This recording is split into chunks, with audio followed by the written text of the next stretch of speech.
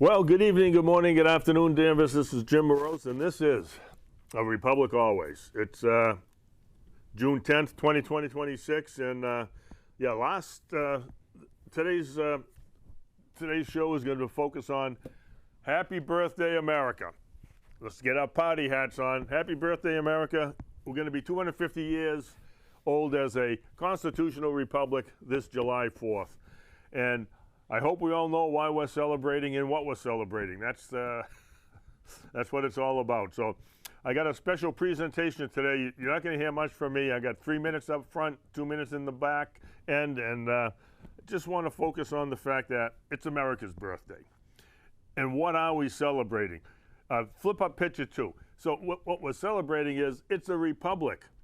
They've got books written about this and whole movies, and the history is rich with why we are a republic and what's the difference between a republic and a democracy. The founding fathers were clear, and history is clear. And communism is just democracy on steroids, or should we say on LSD, a really bad trip, okay? Because that's what we're talking about here. So. And let's put up picture number 1. So again, what we're celebrating here is the fact that it's America's 250-year anniversary. So this show is going to be dedicated to a historical look back to see what was actually happening during the time. PragerU put a bunch of videos together.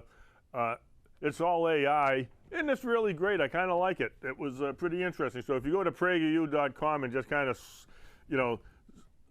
search for 250 year, you'll get, there's probably 50 or 60 videos that are like this. We're going to see 9 of them today.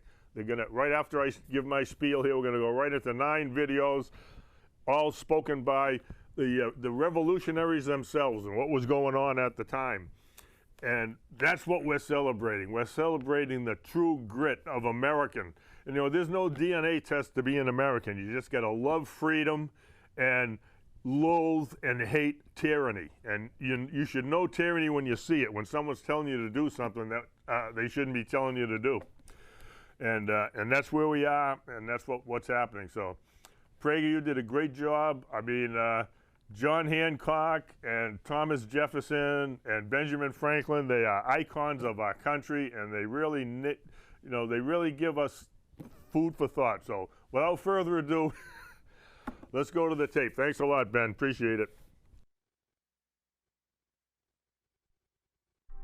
It is one thing to learn cursive and read the Declaration of Independence, as every student should, I think, but it is another to grasp why 56 men risked everything for what it said, and to love as they did in a way that inspires our sacrifice. When we were chatting with Marissa and the PragerU team and talking about how we could celebrate our 250th anniversary of our country, we thought, how fun would it be to have a museum right here in the Eisenhower Executive Office building? And when Marissa walked the hallways with us, she said, well, does it have to just be the pictures? Couldn't we do some videos? We now are excited to launch today the Founders Museum, 56 signers of the Declaration, 20 key events of the American Revolution, and 6 ladies of the Revolution. And PragerU has been working diligently on creating videos, and when you use that QR code, you get to view the amazing pictures come to life telling their own stories. From now on, we are going to remember our nation's history, and it's really going to matter. And we're not going to let anybody have a nation with amnesia, certainly not America. Patriotic education does not mean propaganda to produce blind allegiance to the government. The patriotism of the Revolution was the opposite of blind allegiance. Real patriotic education means that just as our founders loved and honored America, so we should honor them, while deeply learning and earnestly debating still their ideas. That's what this Founders Museum is intended to do. It's a place where every American can connect with the courage and conviction that built our nation. Thank you so much for celebrating with us this new symbol of our love for America.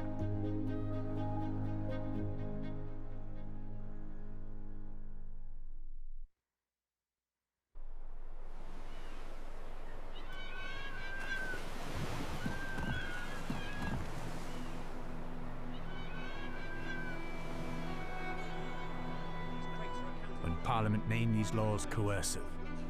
They meant to bend us to their will. But in Boston, we knew them by another name. The Intolerable Acts.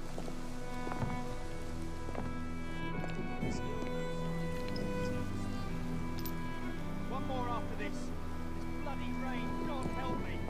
They closed our harbour, our lifeblood. No ship could sail, no merchant trade. Our town, punished for those of us brave enough to exercise our liberties. Then they struck at those liberties. Our charter dissolved, assemblies dismissed, and soldiers quartered among us to watch, to warn, to remind us of who wore the yoke and who carried the lash. They thought they would break Boston, isolate it. Instead, the colonies saw their own fate in ours. Even Washington himself said, the cause of Boston is the cause of America.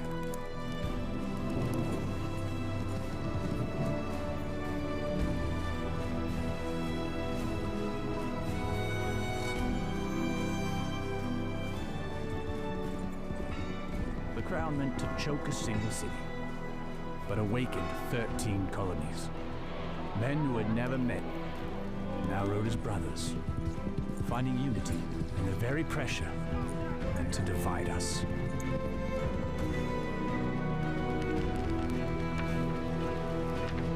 John, it's time.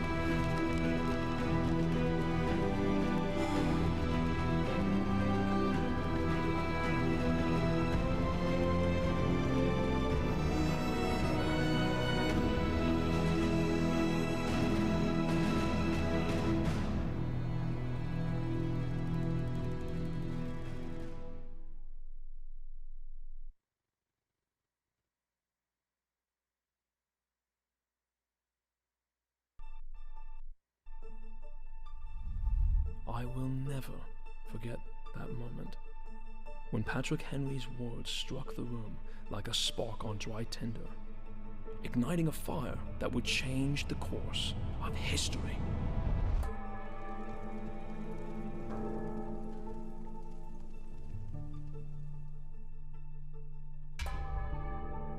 For 10 long years, the colonies had lived under a slow-burning fuse, lit by the Stamp Act, fanned by the bloodshed of the Boston Massacre, and driven faster by the Intolerable Acts.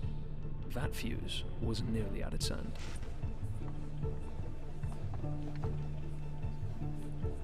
More than 100 of us filled those pews.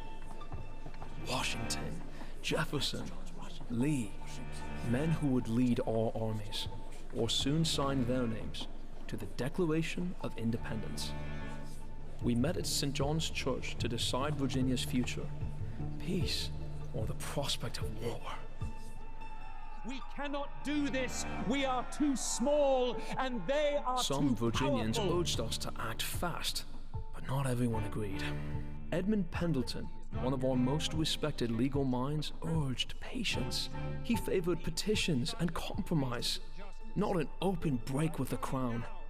I agreed with him.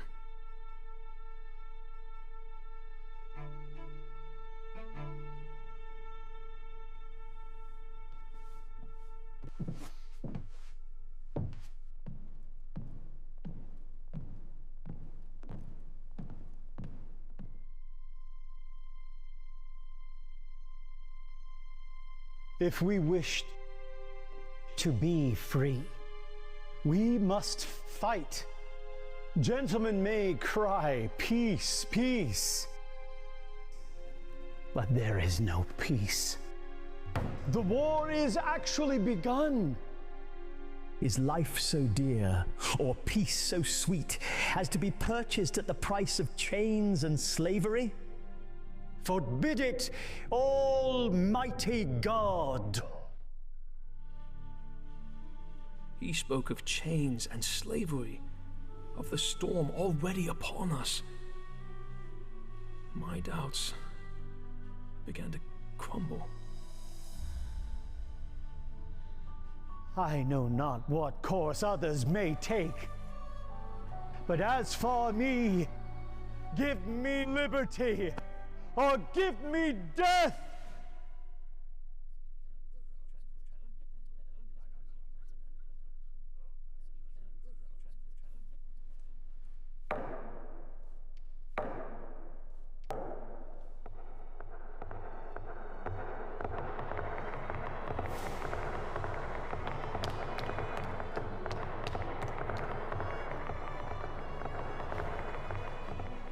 By a slim vote, we resolved to arm Virginia's militia, the first critical step towards independence.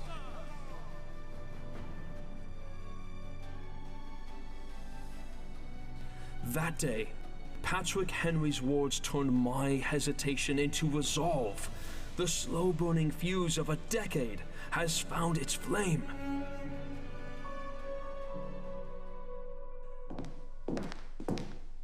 Henry, you have no idea what you've just done.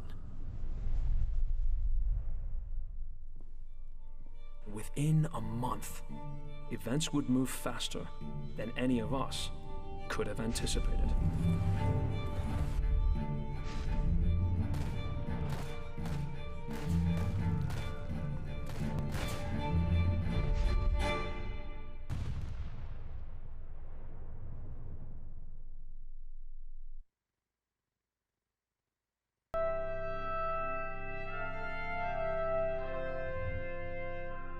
If you've ever glanced at our glorious Declaration of Independence for more than a moment, you've no doubt seen my name.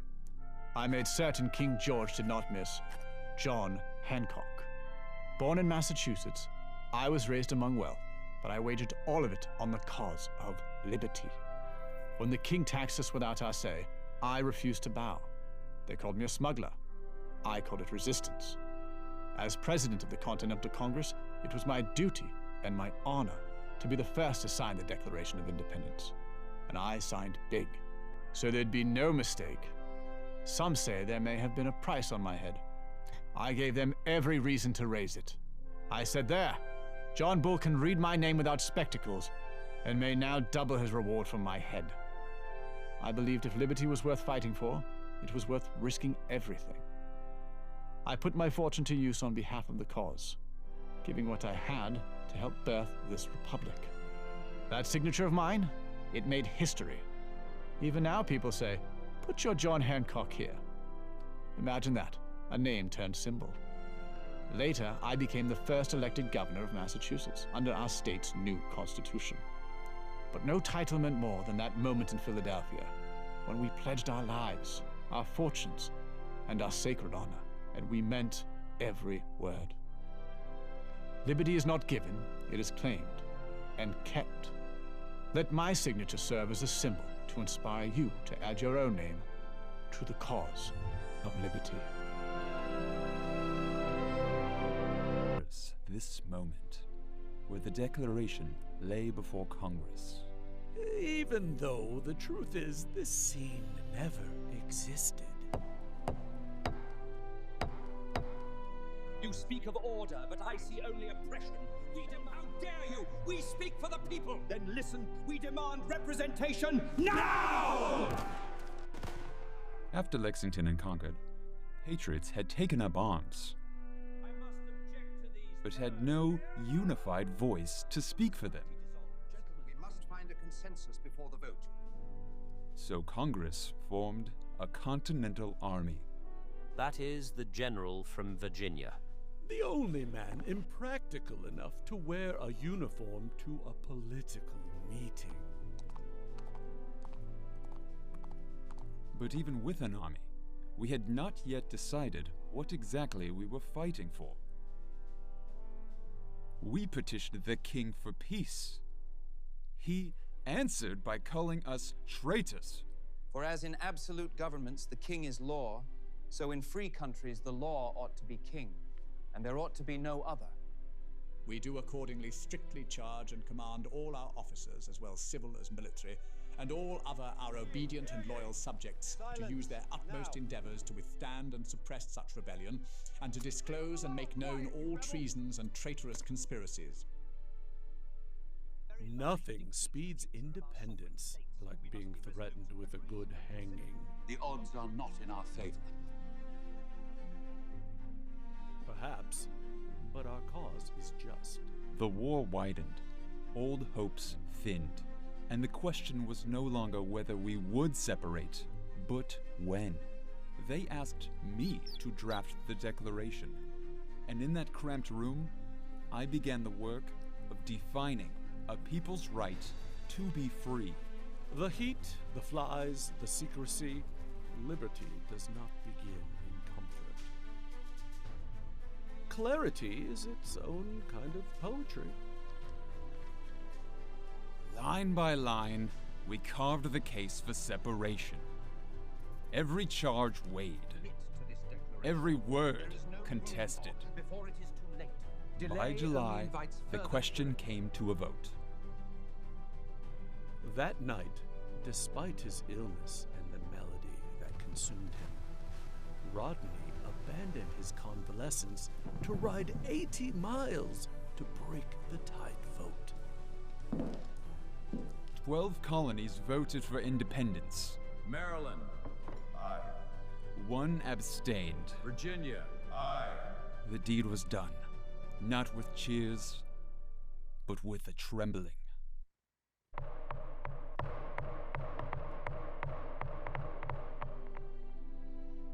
On the 4th, the Declaration was approved.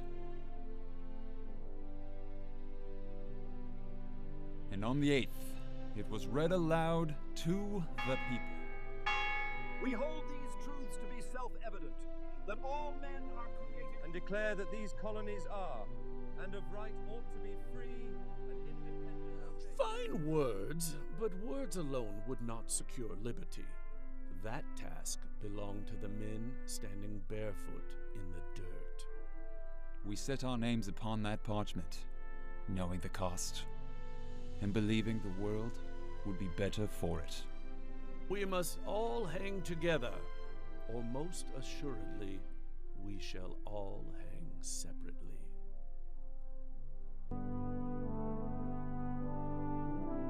I have often thought that true power lies not in the sword, but in the mind guided by principle.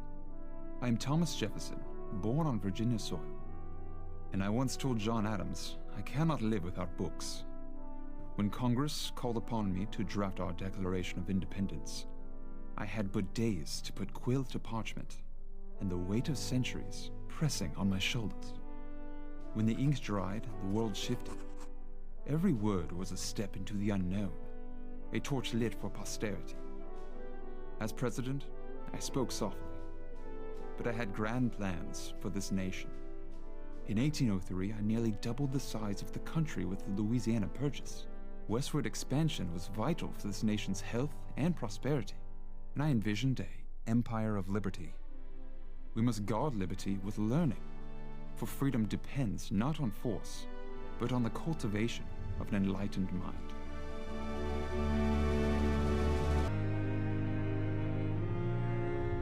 Good day, friend. I am Benjamin Franklin, a printer by trade, a philosopher by inclination, and in the summer of 1776, simply known as a rebel. I had captured lightning from the skies with a kite and built a press that printed wisdom for the common man, but nothing compared to the moment when I signed my name to our Declaration of Independence, knowing full well it might be my death warrant. We must all hang together, or we shall most assuredly hang separately, I quipped.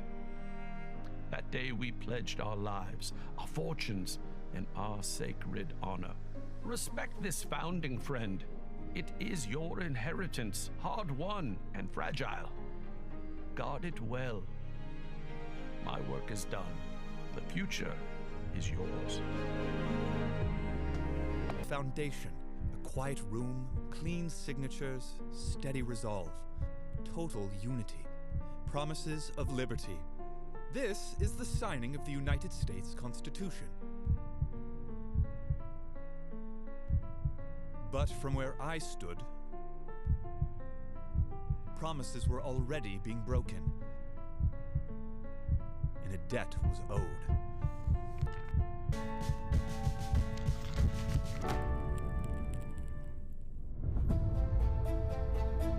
This clause, here, must be revised. They started drafting it in 76. Let us agree to this historic measure. Congress approved it in 77. Men began signing in 78, but it didn't officially go into effect until 81. It is finished. And for a moment, we felt we might have a nation. But even as it was being written, the weakness was already there. At Trenton, we marched, broke, pay missing, terms expiring, bellies empty. I propose that this resolution be adopted. Congress could pass resolutions, but it couldn't collect a single dollar to back them. So we crossed on promises, not pay. Then, Valley Forge. Winter didn't just test our commitment, it exposed a weakness.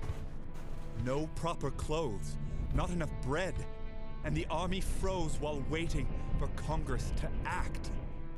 The articles were built from fear. We must grant Congress the power to tax, gentlemen. Absolutely not. Fear that a strong government would grow into a new tyrant.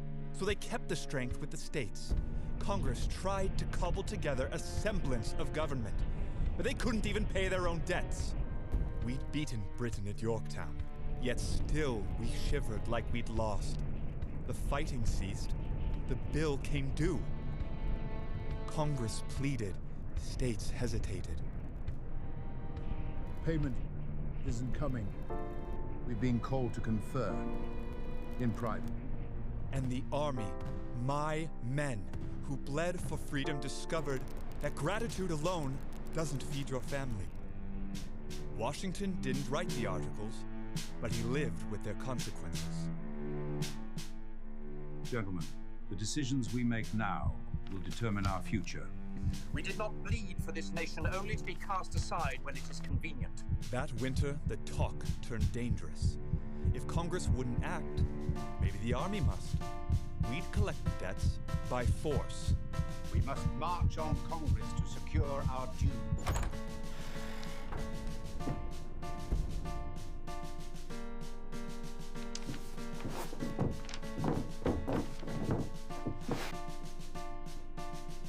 An attempt has been made to convene you together. How inconsistent with the rules of propriety. How unmilitary. I expected him to punish us, charge us with treason. Instead, he spoke with the steady resolve of a man who had seen and overcome greater hardships. Gentlemen, you will permit me to put on my spectacles. For I have not only grown gray, but almost blind in the service of my country. That was all we needed to hear, and suddenly our fury felt small. And then he did the unthinkable, what victorious commanders almost never do.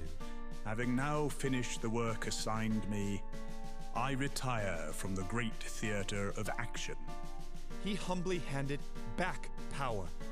He retired at the end of the war to return to his farm. In that moment, I realized an army could seize anything except legitimacy. We'd beaten a tyrant. Now we had to decide what or who could replace him without becoming him. Because the next fight wasn't on a battlefield. It was over the kind of country we'd become. I am Elbridge Gerry. I was a merchant, revolutionary, and eventually vice president. By 1776, it was clear to me the British Crown had no intention of treating us as equals, so I voted for liberty. I was a Harvard man and politically sharpened by Samuel Adams. When British troops marched on Lexington, I was nearly seized at Menotomy Tavern, escaping into a cornfield in my nightclothes. A less than dignified moment, I confess. I joined the Second Continental Congress in 1776 and made a full-time job of asking tough questions and annoying British sympathizers. Years later, during the Constitutional Convention, I helped broker the Great Compromise, the one that gave us the House and the Senate split. Later, I served as governor of Massachusetts. But history, alas, is not always fair. In 1812, a redistricting bill passed under my governorship, fashioned to favor my party. Though I found it highly disagreeable, I signed it. And one district, a contorted serpent of a map, was likened to a mythological salamander. The cartoonist dubbed it a gerrymander. So now the term gerrymandering lives on, named after me, mispronounced ever since. Let my legacy instead be tied to a quote I still believe. It is the duty of every man, though he may have but one day to live, to devote that day to the good of his country. Okay, welcome back. So what we're going to do now, I mean, as you can see, this, you know, it was just an extraordinary expose of what was going on in America 250 years ago. Actually, the revolution started way before, because the king created all these bad situations that the colonists just couldn't fathom. But that's what happened, and that's what, you know, the truth of the matter, and that's what we're celebrating. And as you know, countries don't usually last 250 years. I mean, as you can see, communism has failed time and time again. Communism has killed more people in this very last century, the 1900s, than in any other time of the world. In all those communist countries like Russia and everything, they all collapsed. All the communist countries collapsed because you just can't. It's highly inhumane to run a country like that. And so let's celebrate. Let's put up picture number one if you can, and then, you know, let's celebrate people. America has done, no one's perfect. We're all imperfect. We all do stupid things. There's a lot of things that have happened, good, bad, and indifferent in our histories. But we gotta focus on the good things we've done, learn from the bad things, and keep moving forward. God has given us this world to live and prosper and to do his will and glorify his name, as you can see from the founding fathers. That's what this country is based on, biblical Christian principles. You don't have to be a Christian to enjoy the benefits of that, but you can't be a screaming demon and a lawless person violating all the laws of the country. So with that, God bless you. See you next month.